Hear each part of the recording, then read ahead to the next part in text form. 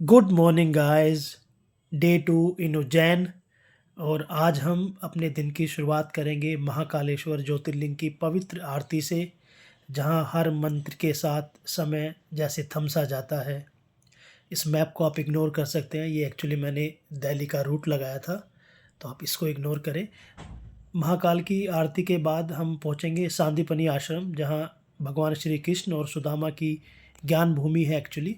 फिर मंगलनाथ धाम, जिसे मंगल ग्रह का जन्म स्थल और इंडिया का मिडल भी माना जाता है, हमारे देश का मध्य भाग, जो कि एक ऊर्जा और विश्वास का केंद्र है। फिर शक्ति के दर्शन करेंगे माँ गढ़कालिका के। शाम को फिर महाकाल कॉरिडोर। सबसे पहले आरती में।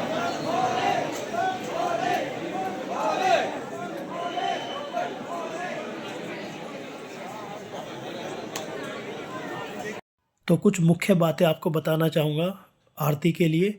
अगर आपको भस्म आरती करनी है तो आपको कम से कम 1 महीना पहले बुक कराना पड़ेगा। हमने भस्म आरती नहीं, हमने एक जो नॉर्मल आरती होती है वो किया है। इसके लिए भी आपको 3 से 4 घंटा पहले मंदिर कॉरिडोर में आना पड़ेगा।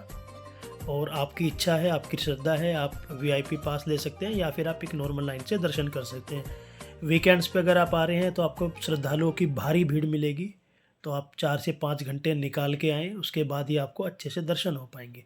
ये आपको मैं अभी लाइव गर्भगृह के दर्शन दिखा रहा हूँ, जो महाकालेश्वर जी की अभी आरती हो रही है। और इसके बाद हमारा जो अगला पड़ाव होने वाला है वो है पवित्र रामघाट। तो चलिए आपको रामघाट के दर्शन कराते हैं। तो अभी हम रामघाट की तरफ बढ़ रहे हैं। उज्जैन का रामघाट, इसके बारे में आपको कुछ 2-3 चीज़ें बताता हूँ। सबसे पहले ये माँ शिप्रा के पवित्र तट पर बसा है। सदियों से तपस्या, स्नान और श्रद्धा का एक अनोखा अनुभव है। सुबह की पहली रोशनी से लेकर शाम की संध्या आरती तक यहाँ हर एक पल मन को शांत कर देता है। कहा जाता है कि वनवास के दौरान श्री राम, माता सीता और भाई लक्ष्मण के साथ इसी पवित्र भूमि पर कुछ समय रुके थे। इसी याद में इस स्थान का नाम पड़ा रामघाट। यहीं माँ शिप्रा के जल में स्नान करके श्री राम ने अपने जीवन का कठिन मार्ग के लिए नई ऊर्जा और धैर्य पाया था। इस घाट पर किया गया स्नान आज भी पापों से मुक्ति और मन की शुद्धि का प्रतीक माना जाता है। रामघाट का महत्व द्वापर युग से है। ये नंदी बैल, जिसको देख के मैं बचपन में बहुत डरता था, अभी भी मुझे इससे बड़ा डर लगता है। तो आगे बढ़ते हैं। आपको हर जगह अभी हम आगे बढ़ रहे हैं। और रामघाट एक्चुअली हमें याद दिलाता है कि धर्म सिर्फ पूजा नहीं, बल्कि जीवन जीने का एक मार्ग है। सब्र है, त्याग है और सत्य का मार्ग है। इसलिए रामघाट अगर आप आएँ तो ये सिर्फ देखने की जगह नहीं, महसूस करने का एक अनुभव है, जहाँ शिप्रा बहती है और राम जी आज भी बसते हैं। ये एक छोटा सा एक और मंदिर हमारे रास्ते में हमें दिखाई दिया। सोचा इसको भी हम लोग कवर कर लें, क्योंकि जो बड़े यूट्यूबर्स हैं, काफ़ी लोग बड़ी जगह दिखाते हैं, बड़े टेम्पल्स, बट ये छोटी छोटी जगहें, छोटे छोटे मंदिर, इनको लोग अक्सर भूल जाते हैं। तो बढ़ते हैं आगे। अभी हम रामघाट से जो अगला हमारा सफ़र है, ये होने वाला है बड़ा पारदेश्वर मंदिर। तो ऐसा कुछ बड़ा पारदेश्वर मंदिर का प्रांगण है। अभी हम मंदिर के अंदर एंट्री कर रहे हैं।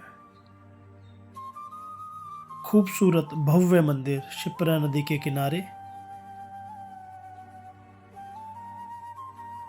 ये एक गौशाला है पास में ही, मंदिर के प्रांगण में ही। तो अगर आप इस मंदिर में आ रहे हैं तो आप गौशाला में भी ज़रूर आए।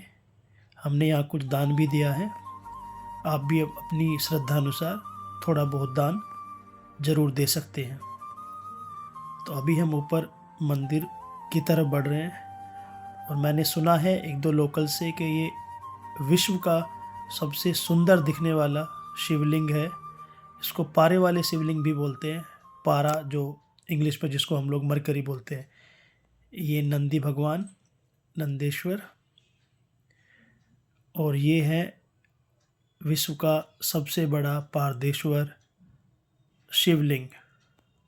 कहा जाता है कि ये शिवलिंग स्वयंभू है, जहाँ शिव शक्ति बिना किसी बनावट के विराजमान है। यहाँ दर्शन करने से पहले ही मन अपने आप शांत हो जाता है।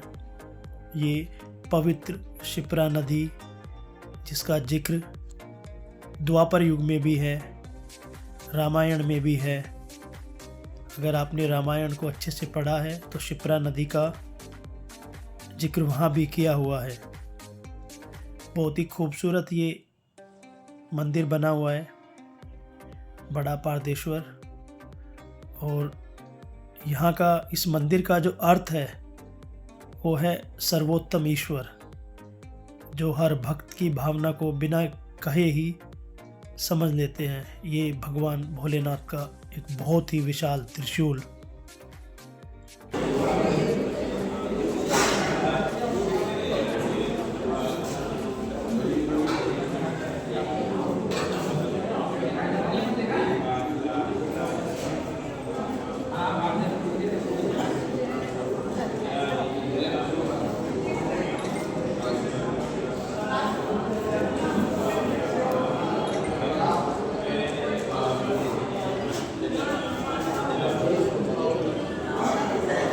और भगवान भोलेनाथ की एक भव्य आरती देखने के बाद अब हम अपनी अर्जी भगवान भोलेनाथ के दरबार में लगा रहे हैं, नंदी जी के थ्रू। ये एक रिचुअल है जो मैं और मेरी वाइफ हमेशा करते हैं। तो आपकी भी अगर कोई ऐसी विश है जो आप चाहते हैं अगले कुछ सालों में पूरी हो जाए, तो आप अपना प्रयास कर सकते हैं। खैर, मैंने अपनी अर्जी लगा दी है और अब हम आगे बढ़ते हैं। हेलो गाइस, तो बहुत अच्छे दर्शन हुए हमारे सुबह महाकाल की आरती में और उसके बाद रामघाट। और अभी हमने एक्चुअली ऑटो ले लिया है और सबसे पहले अभी हम जाएंगे सांदीपनि आश्रम, फिर हम जाएंगे उसके बाद मंगल धाम, फिर गढ़कालिका मंदिर, बड़ा गणेश मंदिर और जो भी आगे मेन अट्रैक्शंस आएंगे ऋचा, वो हम कवर करने वाले हैं। बाकी ये भैया बता रहे हैं जो हम कुछ और बचेगा वो हम ऑटो से कवर करेंगे, कुछ और अट्रैक्शन जो हैं। तो हमने अपनी गाड़ी एक्चुअली छोड़ दी है क्योंकि बहुत ट्रैफिक होता है और हम ऑटो से सफ़र कर रहे हैं। महर्षि सांदीपनि आश्रम, जो उज्जैन की पवित्र भूमि पर स्थित है, यह सिर्फ एक स्थल नहीं बल्कि भारतीय गुरुकुल परंपरा का एक जीवंत प्रमाण है। बहुत श्रद्धालु आज आए हुए हैं, वीकेंड है, सैटरडे संडे और मंडे। काफ़ी लोग आए हुए हैं देखने सांदीपनि आश्रम। और अगर आप इस जगह आते हैं तो मैं एक आपको सलाह दूंगा, अपने बच्चों को ज़रूर लेकर आएँ, क्योंकि ये एक ऐसी जगह है जो आप अपने बच्चों को ज़रूर दिखाएं। यहाँ आपको बहुत कुछ सीखने को मिलेगा। यही वो भूमि है जहाँ भगवान श्री कृष्ण, भाई बलराम और उनके मित्र सुदामा ने अपनी शिक्षा गुरु सांदीपनि से ग्रहण की थी। ये आश्रम एक्चुअली हमें याद दिलाता है कि ज्ञान सिर्फ शब्दों तक सीमित नहीं होता, बल्कि जीवन जीने की एक कला होती है। इस आश्रम का वातावरण आज भी आपको शांति, तपस्या से भरा हुआ दिखेगा। यहाँ की मौन शांति में मंत्रों की गूंज आपको आज भी महसूस होती है। पेड़ों की छाया, मिट्टी की सुगंध और एक सरल जीवन, सब कुछ गुरुकुल संस्कृति को दर्शाता है। श्री कृष्ण ने अपने गुरु से जो 64 कलाएं, विद्याएं सीखी थी, वो भी यहाँ पर लिखी हुई हैं। एक कथा के अनुसार जब गुरु सांदीपनि के पुत्र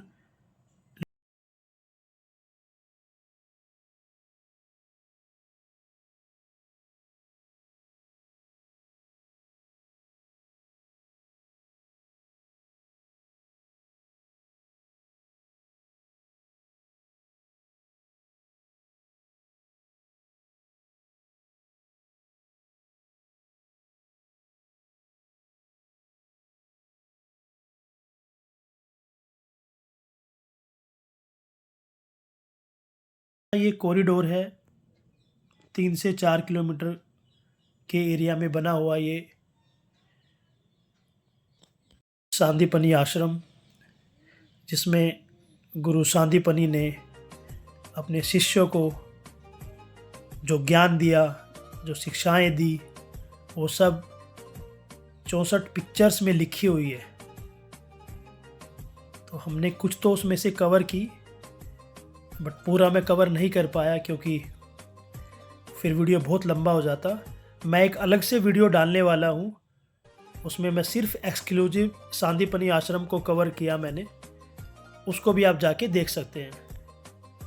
तो इस तरह की पिक्चर्स लगी हुई है यहाँ पर, जिसमें ऋषि सांदीपनी अपने शिष्यों भगवान कृष्ण, बलराम, सुदामा और उनके मित्रों को उन्होंने जीवन का सार दिया। अपने बच्चों को आप ज़रूर लेकर आएं, बहुत कुछ सीख कर वो यहाँ से जा सकते हैं। सब कुछ आज जो हम डिस्कस करते हैं, जो मॉडर्न साइंस की हम बात करते हैं, जो मॉडर्न टेक्नोलॉजीज़ की हम बात करते हैं, ये 64 कलाकृतियाँ उन सब को समराइज़ करती है। मैं हैरान था कुछ चीज़ें देख कर के, क्या इतने वर्षों पहले भी इतनी मॉडर्न, इतनी आधुनिक चीज़ें होती थी। और कुछ जगह मेरी वाइफ ने मुझे ट्रांसलेट किया, हमारा अनुभव रहा। अब आगे हम बढ़ते हैं मंगलनाथ धाम। ये अभी हम आए हैं मंगलनाथ धाम। मंगलनाथ धाम जो अपने आप में एक बहुत ही पवित्र स्थल है। ये भव्य मंदिर, यहाँ भी काफ़ी श्रद्धालु आए हुए हैं। और एक एस्ट्रोलॉजी के अकॉर्डिंग, ज्योतिष के बारे में अगर हम बात करें तो यहाँ मंगल दोष की पूजा होती है। मंगल दोष अगर आपको शांत कराना है तो उसके लिए आप यहाँ आ सकते हैं। किसी भी पंडित जी से बात करके आप मंगल दोष या ग्रह शांति दोष वो आप करा सकते हैं। इसके बारे में एक और कहानी भी है कि ये पृथ्वी का सेंटर है, जो गर्भगृह मंगलनाथ धाम में है। That is the centre of the earth, ये किसी लोकल ने हमें बताया। खैर, इसमें हम अंदर गर्भगृह तक दर्शन नहीं कर पाए। उसका कारण था बहुत ही ज़्यादा भीड़ थी, श्रद्धालु बहुत ज़्यादा आए हुए थे। तो क्योंकि हमें कुछ और जगह कवर करनी थी, तो हमने भगवान मंगलनाथ को, भगवान शिव को नमस्कार किया दूर से। भगवान गणेश का वहाँ पे एक्चुअली मंदिर था, हमने उनकी पूजा करी। और फिर एक लाइव आरती जो अंदर चलती है वो आपको दिखाते हैं। ये वो लाइव आरती हो रही है, इसको देख के हम फिर आगे बढ़े अपने अगले पड़ाव की तरफ। हमने फिर से एक ऑटो लिया और ऑटो से हम बढ़ रहे हैं माँ गढ़कालिका के मंदिर। तो माँ गढ़कालिका का मंदिर ऑलमोस्ट यहाँ से 4 से 5 किलोमीटर है। और आपको भी मैं रेकमेंड करूँगा, आप भी लोकल ट्रैवल ऑटो से ही करें, ईजी रहता है। कार अपनी पार्क कर दे, क्योंकि जितना ट्रैफिक आपको वीकेंड पे यहाँ मिलने वाला है, अगर आप कार से जाएंगे तो फंस जाएंगे। ये माँ गढ़कालिका माता मंदिर बहुत ही पवित्र स्थल है, शक्तिपीठ है।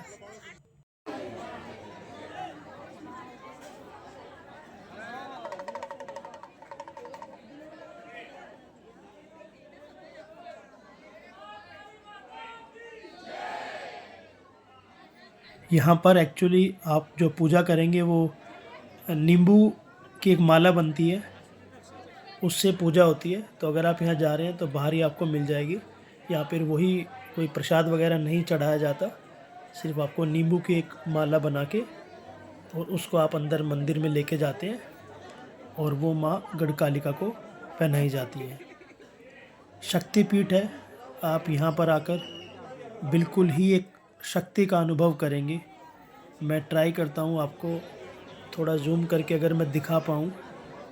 श्रद्धालु काफ़ी हैं, हमें 1 से 1.5 घंटा लगा। ये देखिए, ये है माँ गढ़कालिका।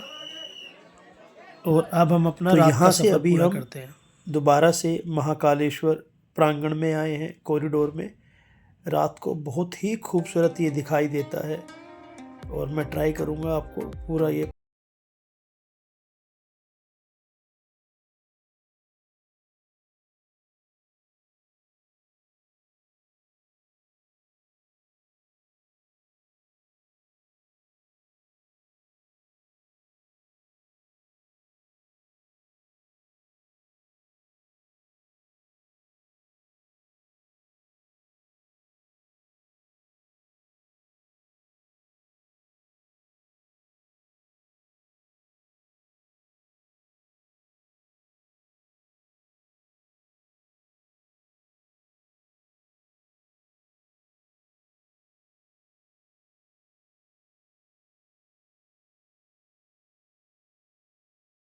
और जानकारी आपको देना चाहूँगा। तो एक तो आप अवॉइड करें अगर आप वीकेंड पे आ रहे हैं, क्योंकि वीकेंड पे यहाँ बहुत ही श्रद्धालु आते हैं। लोकल क्राउड तो होता ही है।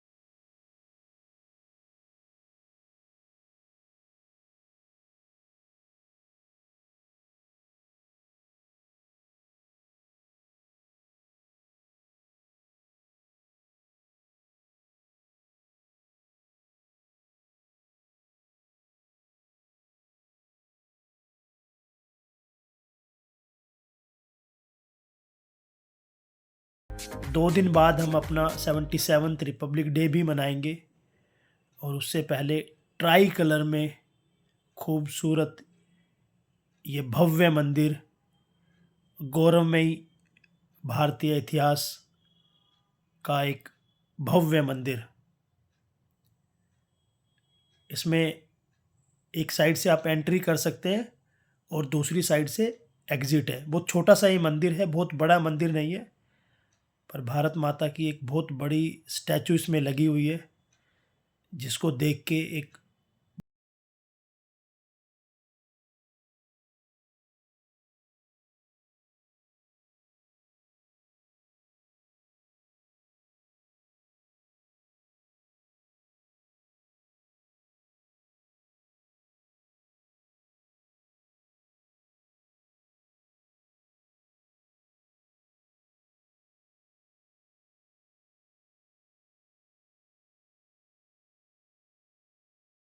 लगता है भारत माता की जय। गर्व से सीना चौड़ा हो जाता है जब आप ऐसे दृश्य देखते हैं। लोग वहाँ बड़े ज़ोरों से नारे लगा रहे थे, और ये बाहर का एक दृश्य, an aerial view of the Mahakaleshwar corridor. It looks beautiful in the night. The illumination of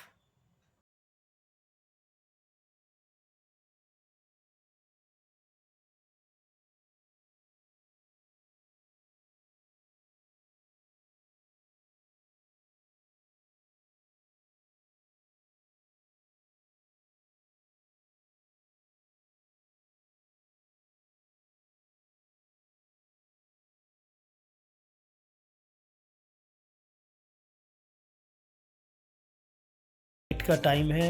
हम लोग अब निकल चुके हैं अपने डिनर के लिए, और डिनर करके अब हम निकल रहे हैं अपने होटल के लिए। बहुत अच्छे हमारे 2 दिन रहे उज्जैन में। आप भी उज्जैन का प्लान करें। देखते रहिए the row travel musketeers. Like and subscribe.